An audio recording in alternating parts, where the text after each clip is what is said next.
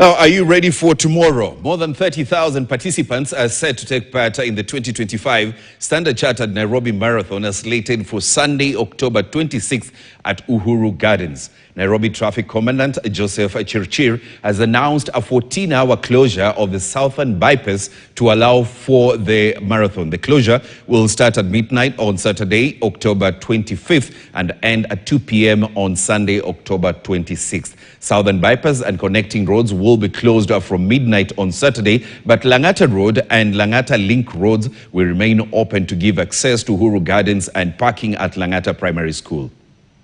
What has motivated me to come for this race this year? It is because it has been ranked with the World Athletics. When you run well, your time is being put in the World Athletics. So whenever you run well on this race, you can get a chance to run abroad.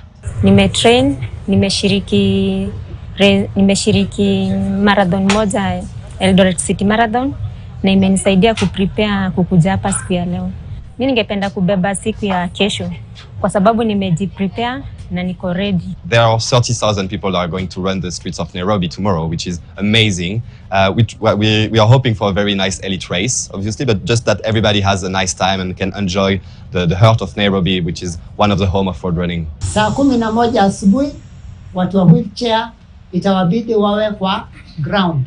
The main race, which is the full marathon, will be the next event of the day, and arrival time, yule ambaye anataka kukimbia hiyo event lazima awe hapa 5 in the morning. Let's get to football now. FC Leopards secure the first win of the season with a 2-1 win against